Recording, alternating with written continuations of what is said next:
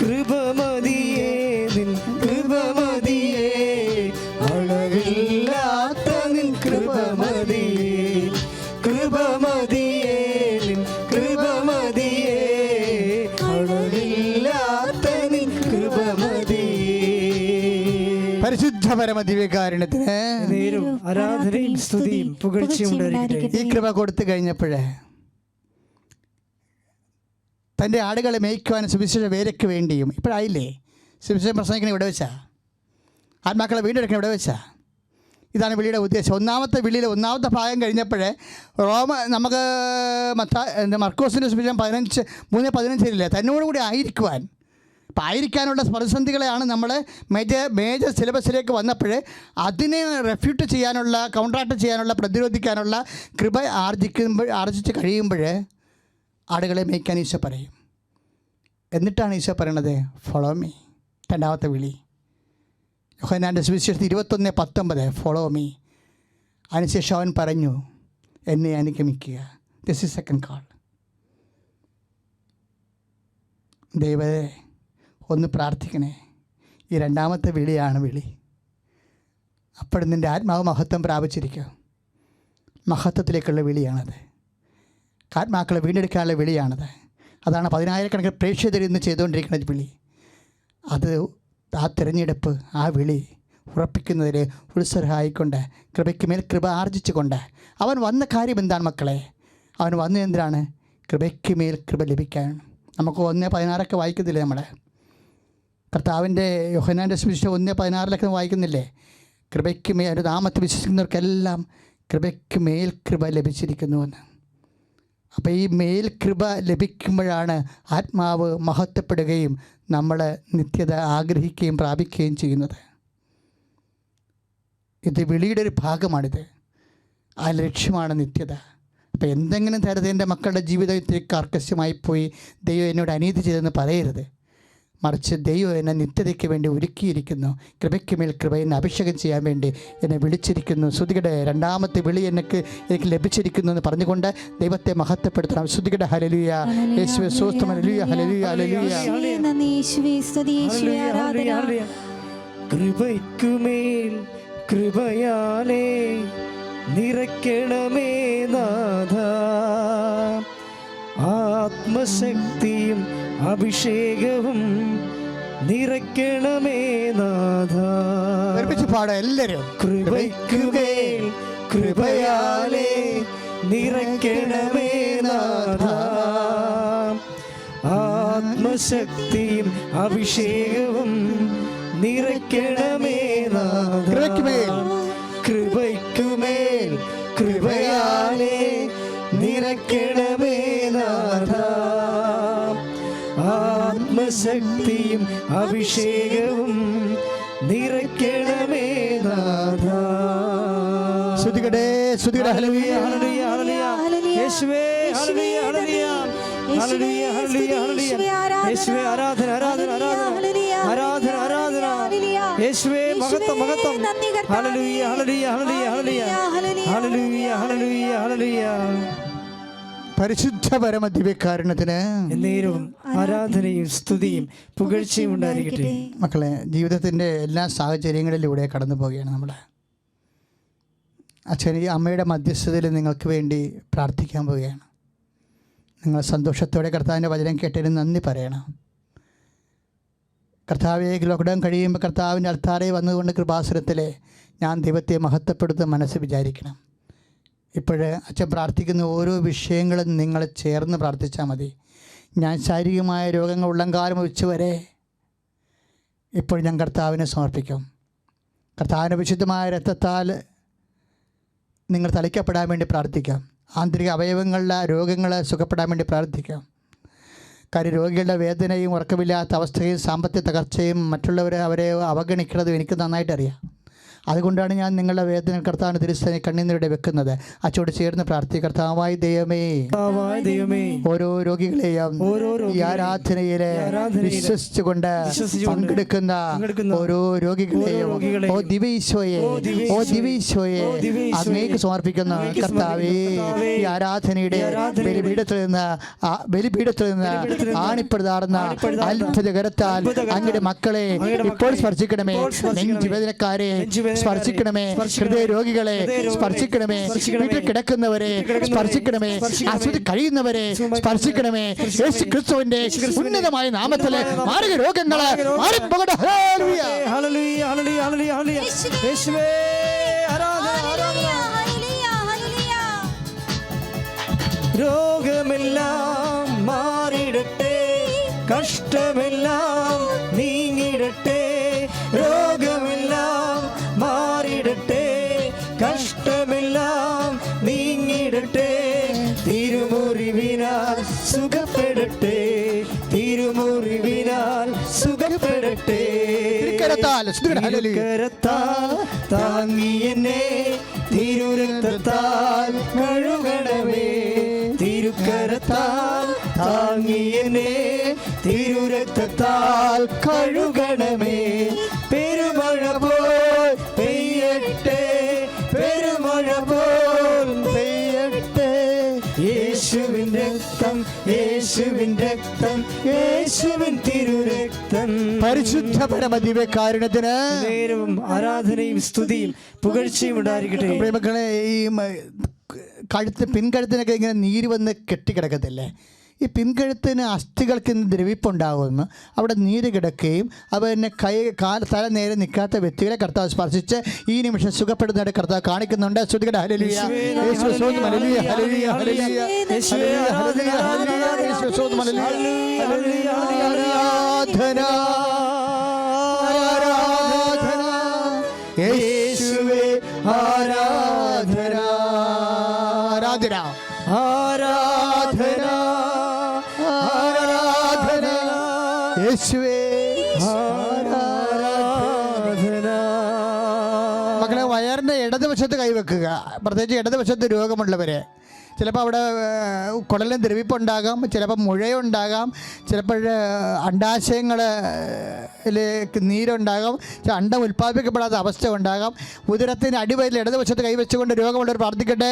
കർത്താവിടെ സുഖപ്പെടുത്തുന്ന സമയമാണ്. നിനക്ക് സത്യമായിട്ട് സാക്ഷ്യം പറയാൻ കഴിയും. കർത്താവ് ഈ നിമിഷം കാണിച്ചു തന്ന രോഗത്തിൻ്റെ മേൽ അങ്ങനെ നാമത്തിൽ പ്രാർത്ഥിക്കുന്ന കർത്താവ്, നിന്റെ വിശുദ്ധമായ വലത് കയറത്ത് കർത്താവ്, അടിവയറ്റിൽ കർത്താവ്, ഇടത് ഭാഗത്ത് കർത്താവ് രോഗമുള്ളവരെ സ്പർശിക്കണമേ. യേശു ക്രിസ്തു നാമത്തിൽ മാരക രോഗങ്ങൾ യേശു നാമത്തിൽ സൗഖ്യമാകട്ടെ. ആരാധന, ആരാധന, യേശുവേ ആരാധന. പരിശുദ്ധ പരമദിവ്യകാരുണ്യത്തിന് നേരവും ആരാധനയും സ്തുതിയും പുകഴ്ചയും ഉണ്ടായിരിക്കട്ടെ. അച്ഛനോട് ചേർന്ന് പ്രാർത്ഥിക്കുക. കർത്താവായ ദൈവമേ, അൾസർ രോഗങ്ങള്, അൾസർ രോഗങ്ങള്, പിസ്റ്റുല രോഗങ്ങള്, പിസിഒഡി രോഗങ്ങള്, ശിരസ് മുതല് ഉള്ളംകാല് വരെ പേശി രോഗങ്ങള്, അസ്ഥി രോഗങ്ങള്, ഞരമ്പിനുണ്ടാകുന്ന രോഗങ്ങള്, മാരക രോഗങ്ങള് യേശു നാമത്തില്, യേശു നാമത്തില് സൗഖ്യമാകട്ടെ. യേശുവേ ആരാധന, ആരാധന, യേശുവേ ആരാധന. ഹല്ലേലൂയ, ഹല്ലേലൂയ, ഹല്ലേലൂയ, യേശുവേ ഹല്ലേലൂയ.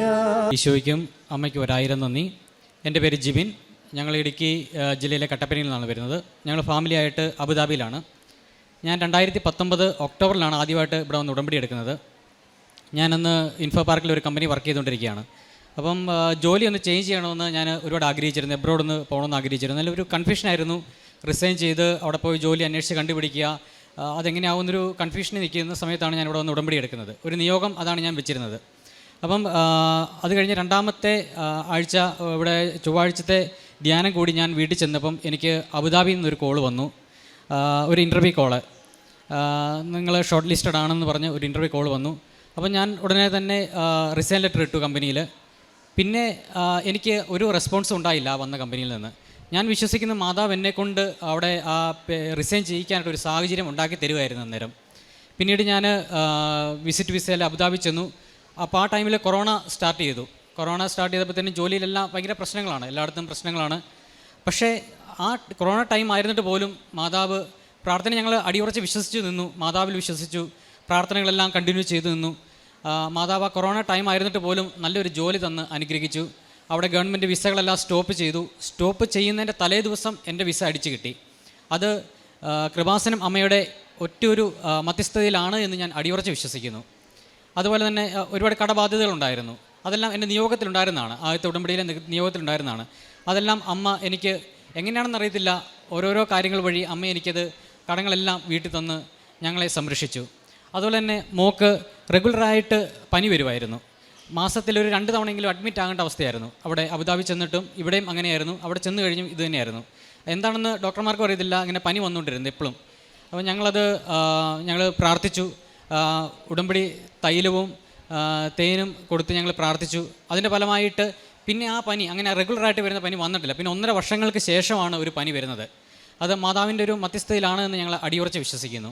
അതുപോലെ തന്നെ വൈഫിന് ഒരുപാട് ദൈവാനുഗ്രഹങ്ങൾ കിട്ടിയിട്ടുണ്ട് മാതാവിൻ്റെ മധ്യസ്ഥതയിൽ. അത് വൈഫ് ഇപ്പം നിങ്ങളോട് പറയും. ഞാൻ 2011 MSc പാസ് ഔട്ട് ആയ ആളാണ്. എനിക്ക് ഒരു ജോലിക്ക് വേണ്ടി ഞാൻ വളരെയധികം പരിശ്രമിച്ചിരുന്നു. പക്ഷേ ഏത് ജോലി ലഭിച്ചാലും ഒരു 6 മാസം തികയ്ക്കുന്നതിന് മുന്നേ എനിക്ക് എപ്പോഴും ആ ജോലിയിൽ നിന്ന് ഇറങ്ങേണ്ട ഒരു അവസ്ഥയിലേക്ക് കാര്യങ്ങൾ ചെന്നിരുന്നു. അങ്ങനെ ഞാൻ ആ സമയത്താണ് 2019 ഇവിടെ ആദ്യമായിട്ട് ഉടമ്പടി എടുക്കാനായിട്ട് വരുന്നത്. ഇവിടെ വന്ന് ഞാൻ മാതാവിനോട് പ്രാർത്ഥിച്ചു. ഹസ്ബൻഡ് പറഞ്ഞു, നിൻ്റെ ജോലിയുടെ കാര്യം നിയോഗമായിട്ട് ഇവിടെ വെക്കണമെന്ന് പറഞ്ഞു. ഞാൻ പറഞ്ഞു ഒരിക്കലും നടക്കില്ല, കാരണം 2011 ഞാൻ പാസ് ഔട്ട് ആയ ആളാണ്. ഇപ്പോൾ എനിക്ക് കരിയർ ഗ്യാപ്പ് വന്നിരിക്കുന്ന 10 വർഷമാണ്. ഇനി എന്തായാലും എനിക്കൊരു നല്ല ജോലി എന്തായാലും കിട്ടില്ല, അപ്പം ഞാനത് വെക്കുന്നില്ല എന്ന് പറഞ്ഞു. അപ്പോൾ അച്ഛൻ ഇവിടെ ധ്യാനത്തിൽ പറയുന്നുണ്ടായിരുന്നു, നിങ്ങൾക്ക് മനുഷ്യർക്ക് അസാധ്യമായ കാര്യങ്ങളാണ് നിങ്ങൾ ഉടമ്പടിയിൽ വയ്ക്കേണ്ടതെന്ന് പറഞ്ഞു. അപ്പോൾ ഞാൻ അതിൽ വിശ്വസിച്ച് ഞാൻ എൻ്റെ ജോലിയുടെ കാര്യം ഉടമ്പടിയിൽ നിയോഗമായിട്ട് വെച്ചു. അതിന് ഫലമായിട്ട് എനിക്കൊരു ചെറിയ കോഴ്സ് ഇവിടെ ചെയ്യാനും ആ കോഴ്സ് പഠിച്ച് നല്ല മാർക്കോടുകൂടി പാസ്സായി UAE തന്നെ ഹസ്ബൻഡിനോടൊപ്പം ഒരു നല്ല ജോലിയിൽ കയറാനായിട്ടും അമ്മയുടെ മധ്യസ്ഥത വഴി എനിക്ക് ദൈവം എന്നെ അനുഗ്രഹിച്ചു. ആ ജോലിയിൽ ചെന്നിട്ടാണെങ്കിലും അത്ര ഗ്യാപ്പ് ഉണ്ടായിട്ടും എനിക്ക് നന്നായിട്ട് പെർഫോം ചെയ്യാനായിട്ട് എനിക്ക് സാധിച്ചു. കൂടെയുള്ള ആൾക്കാരൊക്കെ എൻ്റെ അടുത്ത് ചോദിക്കാൻ തുടങ്ങി, നിനക്ക് എത്ര നന്നായിട്ട് ഇങ്ങനെ വർക്ക് ചെയ്യാനായിട്ട് പറ്റുന്നു എന്ന് ചോദിക്കുന്നു. അതെല്ലാം എൻ്റെ കഴിവല്ല. ഞാനൊരു 0 മെറിറ്റിൽ നിന്ന സമയത്താണ് അമ്മ എനിക്കിതെല്ലാം ചെയ്തു തന്നത്.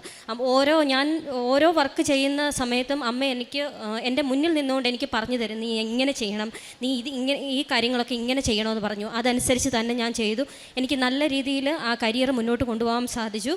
അങ്ങനെ 3.5 വർഷമായിട്ട് ഞാനിപ്പോൾ അവിടെ ആ കമ്പനിയിൽ തന്നെ വർക്ക് ചെയ്യുവാണ്. അതിനിടയ്ക്ക് തന്നെ പല ഓഡിറ്റുകളും കാര്യങ്ങളും എല്ലാം ഉണ്ടായിട്ടുണ്ട്. ആ സമയത്തെല്ലാം മാതാവിൻ്റെ ഉപ്പിട്ട് ഞാൻ പ്രാർത്ഥിക്കും. എല്ലാം നല്ല രീതിയിൽ തന്നെ ഓഡിറ്റെല്ലാം അറ്റൻഡ് ചെയ്ത് നല്ല റിസൾട്ട് അതിനകത്ത് എനിക്ക് ലഭിച്ചിട്ടുണ്ട്. പിന്നെ എനിക്ക് മാതാവിൻ്റെ അനുഗ്രഹത്തോടു കൂടി രണ്ടാമത്തെ ഒരു കുഞ്ഞിന് വേണ്ടിയിട്ട് ഞാൻ ആഗ്രഹിച്ചിരുന്നു. ഞാൻ മാതാവിൻ്റെ അടുത്ത് പ്രാർത്ഥിച്ചു. എനിക്ക് മാതാവിൻ്റെ അനുഗ്രഹത്തോടു കൂടി തന്നെ ഒരു കുഞ്ഞിനെ വേണമെന്ന് ഞാൻ പ്രാർത്ഥിച്ചു. എൻ്റെ മനസ്സിൽ ഞങ്ങൾക്ക് 2 പേർക്കും ഒരു ആൺകുഞ്ഞിന് വേണ്ടിയിട്ടാണ് ആഗ്രഹിച്ചിരുന്നത്. പക്ഷേ ഞങ്ങളത് നിയോഗമായിട്ടൊന്നും വെച്ചില്ല, കാരണം മനസ്സിലെ ആഗ്രഹം തന്നെ ഇരിക്കട്ടെ, ദൈവത്തിൻ്റെ ആഗ്രഹം അനുസരിച്ച് ഞങ്ങൾക്കൊരു കുഞ്ഞിനെ വേണമെന്ന് മാത്രമേ ഞങ്ങൾ പ്രാർത്ഥിച്ചുള്ളൂ. അതിൻ്റെ ഫലമായിട്ട് ഇവിടെ വന്ന് പ്രാർത്ഥിച്ചു പോയതിൻ്റെ പിറ്റത്തെ മാസം ഞാനൊരു സ്വപ്നം കണ്ടു. കണ്ണ് തുറന്ന് നോക്കിയപ്പോൾ ഹസ്ബൻഡ് കിടക്കുന്നതിൻ്റെ അവിടെ ഒരു കുഞ്ഞിരിക്കുന്നതായിട്ട് കണ്ടു.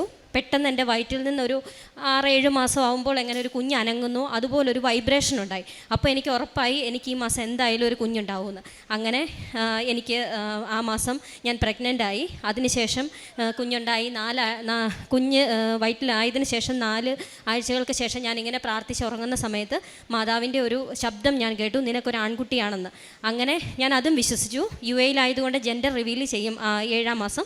അപ്പോൾ ആ ടൈമിൽ ഡോക്ടർ പറഞ്ഞു നിങ്ങൾക്കൊരു ആൺകുട്ടിയാണെന്ന് പറഞ്ഞു. പക്ഷേ അതിന് മുന്നേ എനിക്ക് മാതാവ് അത് ആ ഒരു സ്വരത്തിൽ കൂടെ എനിക്ക് പറഞ്ഞു തന്നിരുന്നു ആൺകുട്ടിയാണെന്ന്.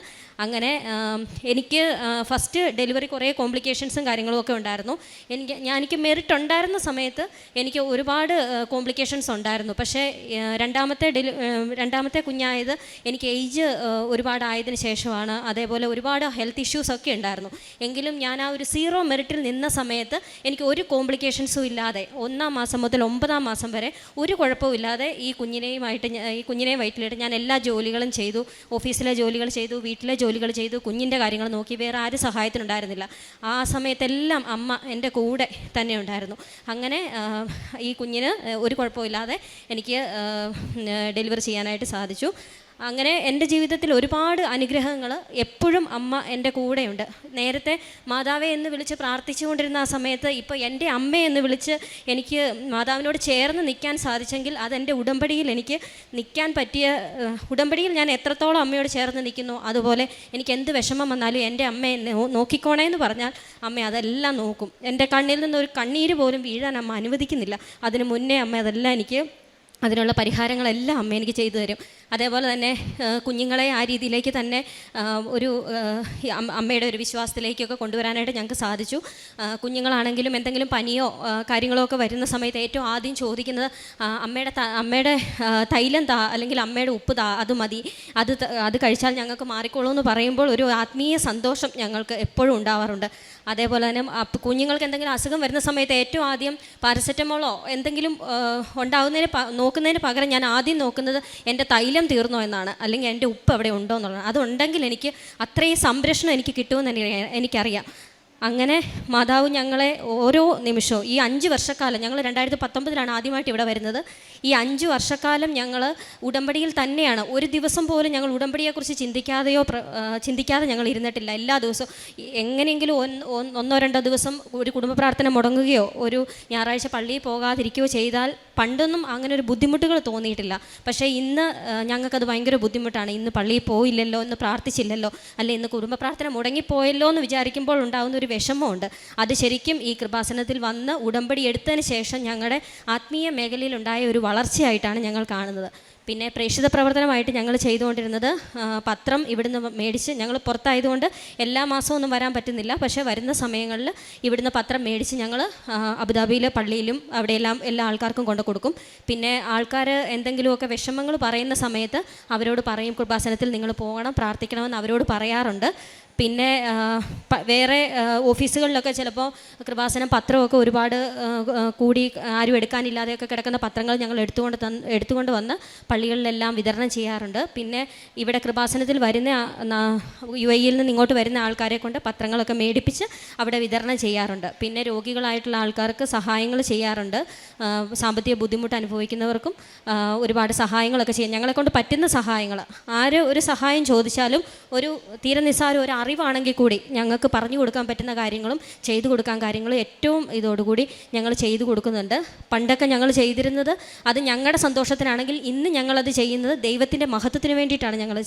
ഇനിയും ഈ ഉടമ്പടി ഞങ്ങളുടെ ജീവിതാവസാനം വരെ ഈ ഉടമ്പടിയിൽ ഞങ്ങൾക്ക് മുന്നോട്ട് പോകാനായിട്ടുള്ള അനുഗ്രഹം മാതാവിൻ്റെ മാധ്യസ്ഥം വഴി ഞങ്ങൾക്ക് ലഭിക്കുമെന്ന് ഞങ്ങൾക്കറിയാം.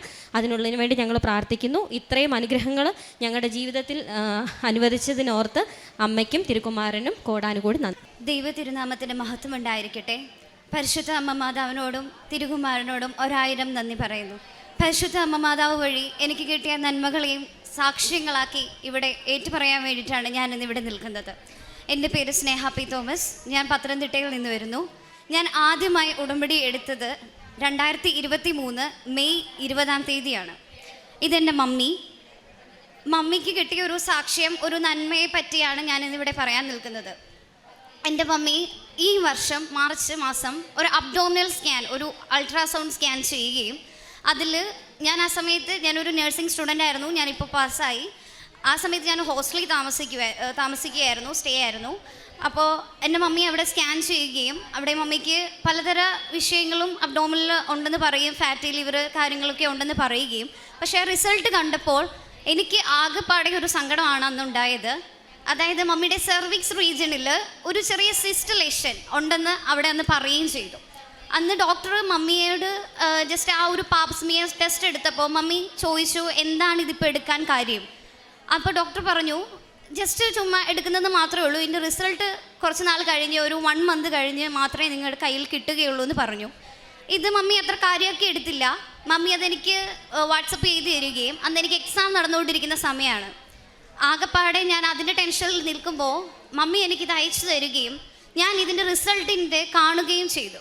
ആ സമയത്ത് നമുക്കറിയാം, നമ്മളൊരു മെഡിക്കൽ ഫീൽഡിൽ നടന്നു പോകുമ്പോൾ ഒരു പാപ്സ്മിയർ ടെസ്റ്റ് നടത്തുക എന്ന് പറഞ്ഞു കഴിയുമ്പം എന്തിനായിരിക്കും, അതിലൊരു ക്യാൻസറിൻ്റെ ഒരു സിസ്റ്റ് ആണെന്ന് അവർക്കൊരു തോന്നലുണ്ടായിട്ടായിരിക്കാം അതങ്ങനെ മമ്മിക്കൊരു പാപ്സ്മിയർ ടെസ്റ്റ് നടത്തിക്കഴിഞ്ഞ് ഞാൻ മമ്മിയോട് ചോദിച്ചു, മമ്മി അവരെന്തെങ്കിലും പറഞ്ഞോ? ഇല്ല. എനിക്ക് ആകെപ്പാട് സങ്കടം വന്നിട്ട് ഞാൻ ആദ്യം നോക്കിയത് എൻ്റെ അമ്മ മാതാവിനെയായിരുന്നു. ഞാൻ അവിടെ ഇരുന്ന് അമ്മ മാതാവിനോട് എൻ്റെ കണ്ണ് നിറഞ്ഞു. എൻ്റെ കൂട്ടുകാർക്ക് ആർക്കും അറിയില്ല. ഞാൻ ആകെ എൻ്റെ കൂട്ടുകാരോട് പറഞ്ഞത് മമ്മിക്ക് ഫാറ്റി ലിവർ ഉണ്ട്, വേറെ പ്രശ്നങ്ങളൊന്നുമില്ല, റിസൾട്ട് വരുന്നിടം വരെ ഞാനിത് ആരോട് പറയില്ല. അമ്മ മാതാവിനോട് ഞാൻ പറയും. അത് കഴിഞ്ഞ് മമ്മിയോട് പറഞ്ഞ് ഞാൻ അമ്മ മാതാവിന് ഇവിടെ വന്ന് സാക്ഷീകരിക്കും എന്ന് മാത്രമേ ഞാൻ പറഞ്ഞുള്ളൂ. എൻ്റെ കൂട്ടുകാർക്കോ എൻ്റെ വീട്ടുകാർക്കോ ആർക്കും അറിയില്ലായിരുന്നു.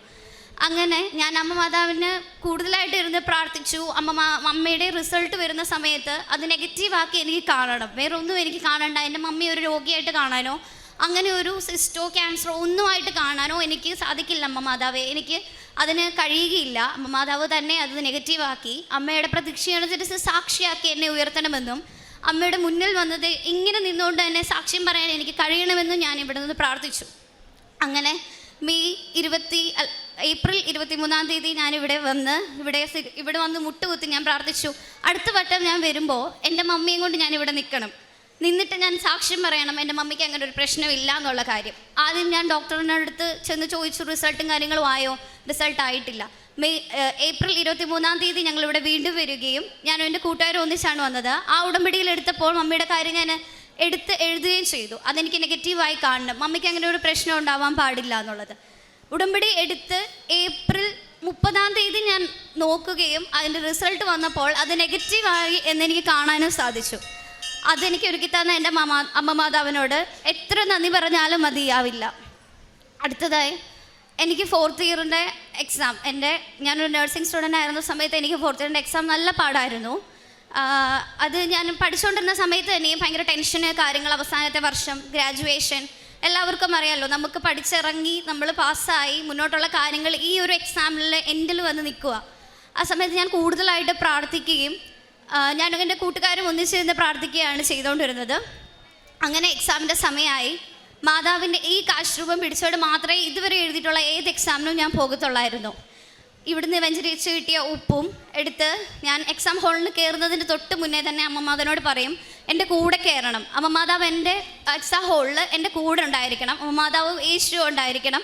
അടുത്ത് വന്ന് തന്നെ നിന്ന് അമ്മ മാതാവ് എനിക്ക് പറഞ്ഞു തരുന്നത് മാത്രമേ എനിക്ക് എഴുതാൻ പറ്റത്തുള്ളൂ. ഞാനല്ല എഴുതുന്നത്, അമ്മ മാതാവ് എൻ്റെ കൈ പിടിച്ച് തന്നെ അത് എഴുതിപ്പിക്കണം. എന്നാൽ മാത്രമേ ഞാനിതിൽ ജയിക്കുകയുള്ളൂ. എൻ്റെ കഴിവ് കൊണ്ടൊന്നുമല്ല, അങ്ങ് അവിടുന്ന് തന്ന ഉത്തരങ്ങൾ മാത്രമേ എനിക്ക് എഴുതാൻ പറ്റുള്ളൂ. ഞാൻ ഉറക്കെ അവിടുന്ന് പ്രാർത്ഥിച്ച് ഞാൻ എക്സാം ഹാളിൽ കയറുമ്പോൾ അമ്മ മാതാവിനെ കൈ പിടിച്ചുകൊണ്ട് കയറും. അവിടെ ചെന്ന് ഇരുന്ന് ഞാൻ അവിടെ ഉപ്പ് വിതറി എക്സാമിലെ എല്ലാ ക്വസ്റ്റ്യൻസും കാണുമ്പോഴും എനിക്കറിയാവുന്നത് ഞാൻ സ്പീഡിൽ എഴുതി തീർക്കുമ്പോൾ ഞാൻ ഓർക്കും, എൻ്റെ കൈ പിടിച്ചെഴുതുന്നത് എൻ്റെ അമ്മ മാതാവ്, എൻ്റെ യേശുവാണ് എനിക്ക് എല്ലാ കാര്യങ്ങളും പറഞ്ഞു തരുന്നതെന്നുള്ളത്. ആ സമയത്ത് ഓരോ ക്വസ്റ്റ്യൻ എഴുതി കഴിയുമ്പോഴും ഞാൻ സ്വർഗ്ഗസ്ഥനായ ഞങ്ങളുടെ പിതാവേയും കൃപ നിറഞ്ഞ മറിയുമ്പോൾ ഞാൻ ഉറക്കെ പ്രാർത്ഥിച്ചിട്ട് ഞാൻ അതെല്ലാം അറ്റൻഡ് ചെയ്ത് OBG എക്സാം, അതായത് ഒരു ഗൈനക്കോളജി സബ്ജക്റ്റാണ്, അത് എനിക്ക് ഇച്ചിരി ടഫായിട്ട് തന്നെയാണ് നിന്നിരുന്നത്. അപ്പോൾ ഞാൻ എഴുതി കോൺഫിഡൻസ് ആയിരുന്നു. പക്ഷേ എഴുതി ഞാൻ വെളിയിൽ വന്നപ്പോൾ 2 മാർക്കിൻ്റെ ഒരു ക്വസ്റ്റ്യൻ ഞാൻ അറ്റൻഡ് ചെയ്തില്ല എന്നെനിക്ക് ഭയങ്കര സങ്കടമായിപ്പോയി. ഞാൻ എൻ്റെ മമ്മിയെ വിളിച്ചു, കാര്യം പറഞ്ഞു. എനിക്ക് ആകെപ്പാടെ വിഷമമായി. കാരണം ഒരു 2 മാർക്ക് പോയി കഴിഞ്ഞാൽ നമുക്ക് അവിടെ ഫെയിൽ ഉണ്ടാകുമോ എന്നുള്ളൊരു ടെൻഷൻ. മമ്മി പറഞ്ഞു, നീ പേടിക്കണ്ട. പപ്പായും പറഞ്ഞു, നീ പേടിക്കണ്ട, അമ്മ അതവനെ മുറുക്കെ പിടിക്കുക, പാസ്സാകും, കുഴപ്പമില്ല എന്നുള്ള കാര്യത്തിൽ ഞാൻ മുറുക്കെ പിടിച്ചത് പ്രാർത്ഥിച്ചു. കഴിഞ്ഞ മെയ് മാസം 8-ാം തീയതി എൻ്റെ റിസൾട്ട് വരികയും ഞാൻ നോക്കുമ്പോൾ ഫസ്റ്റ് ക്ലാസ്സോടെ ഞാൻ അതിന് പാസ്സാകുകയും ചെയ്തു. അമ്മ മാതാവ് തന്ന വലിയൊരു അനുഗ്രഹമാണത്. അന്നും ഞാൻ പ്രാർത്ഥിച്ചത് ഇതുപോലെ വന്നു നിന്ന് ഇവിടുന്ന് സാക്ഷ്യം ഏറ്റുപറയാൻ എനിക്ക് കഴിയണമേ എന്നായിരുന്നു. പിന്നെ എൻ്റെ പ്രേക്ഷിത പ്രവർത്തനം എന്ന് പറയുമ്പോൾ ഇവിടുത്തെ പത്രം ഞാൻ മേടിക്കുകയും എല്ലാവർക്കും കൊടുക്കുകയും ചെയ്തു. പിന്നെ എൻ്റെ ഫ്രണ്ട്സിനൊക്കെ ഞാൻ അവിടെ ഹോസ്റ്റലിൽ താമസിക്കുന്ന സമയത്ത് എൻ്റെ ജൂനിയേഴ്സിനും ഒക്കെ കൊടുക്കുമ്പോൾ അവിടെ തെലുങ്ക് കുട്ടികളുണ്ട്. അപ്പോൾ ഇതെല്ലാവരുടെ കയ്യിലും മാതാവിൻ്റെ ഫോട്ടോയും ഇരിക്കുന്നത് കാണുമ്പോൾ അവർക്കാകെ ഒരു ഡൗട്ടാണ്, എന്തിനാണ് നിങ്ങൾ ഇതൊക്കെ കൊടുക്കുന്നതെന്നുള്ളത്. അന്ന് അറിയുന്ന രീതിയിൽ ഞങ്ങൾ അവരോടെല്ലാവരോടും ഇത് കൃപാസനം എന്ന് പറഞ്ഞ മാതാവാണ്, ഇവിടെയാണ് മാതാവ് പ്രത്യക്ഷപ്പെട്ടത്, നിരവധി സാക്ഷ്യങ്ങളും കാര്യങ്ങളും മാതാവ് നമ്മളെ പൊതിഞ്ഞ് സംരക്ഷിക്കുമെന്ന് ഞാൻ അവരോട് പറയുമായിരുന്നു. ഭാരപ്പെട്ടിരിക്കുന്ന കുറേ കുട്ടികളെ കാണുമ്പോഴും ഞാൻ പറയും, നീ കൃപാസനത്തിൽ പോയി കഴിഞ്ഞ് അവിടെ നിന്ന് പ്രാർത്ഥിക്കുക, എന്നിട്ട് എക്സാം എഴുത്, പാസ്സാകും, മാതാവ് അവിടെ നിന്ന് കാക്കും എന്ന് തന്നെ ഞാൻ ഉറച്ചു പറയുമായിരുന്നു. പിന്നെ എൻ്റെ ആത്മീയ വളർച്ച, ആത്മീയ വളർച്ച എന്ന് പറയുമ്പോൾ ഞാൻ കൂടുതലായിട്ട് ബൈബിൾ വായിക്കാൻ തുടങ്ങി, കൊന്ത ചൊല്ലി പ്രാർത്ഥിക്കാൻ തുടങ്ങി. ഏറ്റവും വലുത് എൻ്റെ അമ്മ മാതാവിനോടും യേശുവിനോട് കൂടുതലായിട്ട് അടുക്കാനാണ് എനിക്ക് സാധിച്ചത്. അതായത് ഞാനിപ്പോൾ എവിടെ പോവുകയാണെങ്കിലും എനിക്കിപ്പോൾ എന്ത് വിഷമം വന്നോട്ടെ, സങ്കടം വന്നോട്ടെ, ഞാൻ ആദ്യം ഓടിച്ചെന്ന് അമ്മ മാതാവിനോട് പറയും, എൻ്റെ യേശുവിനോട് പറയും. എന്നിട്ട് ഞങ്ങൾ രണ്ടുപേരും ഒരു സംസാരിക്കുന്ന പോലെ നല്ലപോലെ നിന്ന് സംസാരിച്ച് ഇപ്പം ഞാൻ വാഹനം ഓടിക്കുകയാണെങ്കിൽ തന്നെയും ഈ മാതാ കാശുരൂപവും കൊന്തയും ഞാൻ എൻ്റെ ബാഗിലിട്ടിട്ട് മാത്രമേ മാതാവെ സംരക്ഷണയായി എൻ്റെ കൂടെ ഉണ്ടായിരിക്കണമെന്ന് പറഞ്ഞിട്ട് മാത്രമേ ഞാൻ വാഹനം എടുക്കാറുള്ളൂ. അങ്ങനെ എവിടെ പോയാലും ഞാൻ അങ്ങനെ മാതാവിനോട് സംസാരിച്ചു. ഏത് വിഷമം പ്രതിസന്ധിയിൽ പോയാൽ പോലും ഈ ഒരു കാശുരൂപം പിടിച്ച് ഞാൻ പോയിട്ടുണ്ടെങ്കിൽ അവിടെ മാതാവ് ഒന്നിനും എനിക്കൊരു തടസ്സവും വന്നിട്ടില്ല. എപ്പോഴും എൻ്റെ വഴി തുറന്നു തന്നെ അവിടെ കാണിക്കാറുണ്ട്. അത് കഴിഞ്ഞ് ഞാൻ അമ്മ മാതാവിനോട് നന്ദി പറയാറും എനിക്ക് സാധിച്ചിട്ടുണ്ട്. ഇത്രയും ചെയ്തു തന്ന എൻ്റെ മാതാവിനോടും എൻ്റെ യേശുവിനോടും 1000 നന്ദി പറയുന്നു.